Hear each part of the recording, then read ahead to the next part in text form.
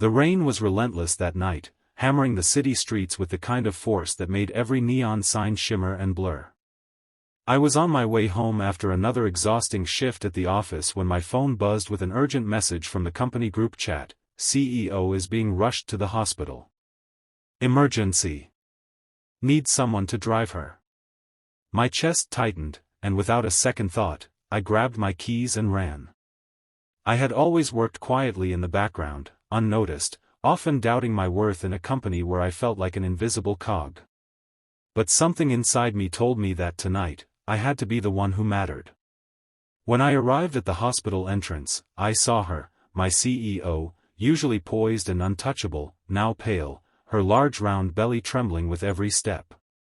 She looked at me with a mixture of surprise and faint irritation.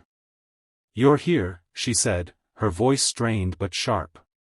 And then, in the most unexpected twist, she added, "I was thinking of firing you." I froze, unsure how to respond as the gravity of the situation collided with her words. Even in her most vulnerable moment, she could make me feel small.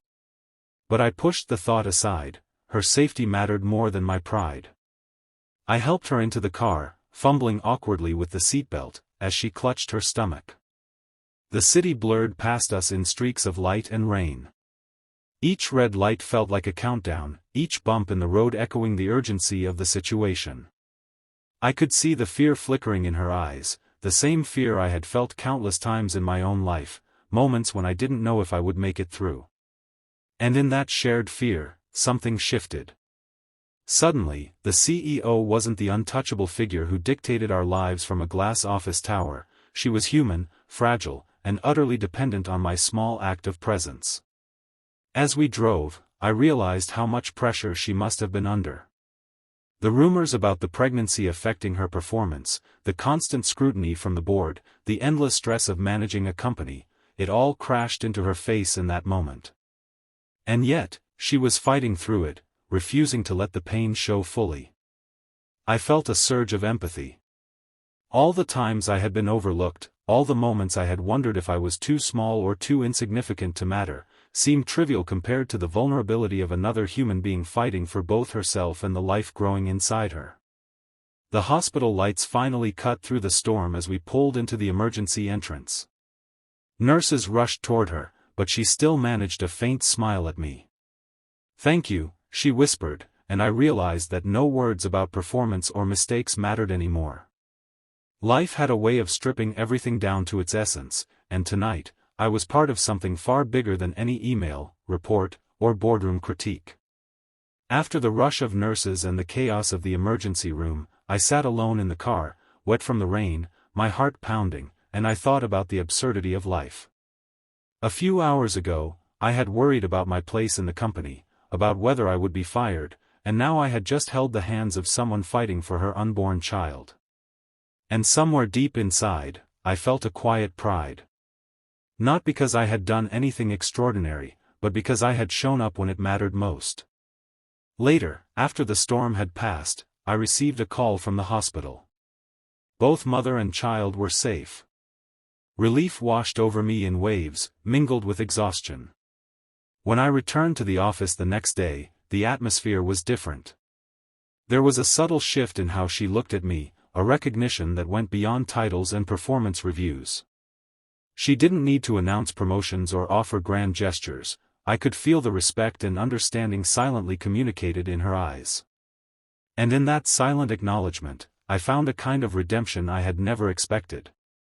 I realized that life doesn't wait for perfect timing or flawless performance.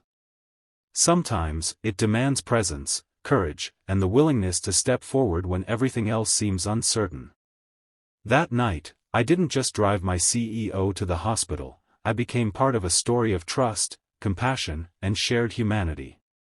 And in doing so, I learned that our smallest acts, when performed with sincerity, can have the greatest impact. If this story has reminded you that even the smallest acts of kindness can change lives, please take a moment to like, comment, share, and subscribe to our channel Act of Kindness. Every time we choose empathy, we make the world a little brighter. Weeks later, she invited me to her office, a quiet moment away from the boardroom's chaos. she didn't speak about my performance or my mistakes. Instead, she told me she had learned something vital about humanity and connection, something that transcended professional titles. And in that moment, I understood that life's true victories aren't measured in promotions or accolades, they're measured in the courage to act when it matters most. Before we reach the end of this story, I'd love to hear from you. Comment below if a single act of kindness has ever changed your life or someone else's.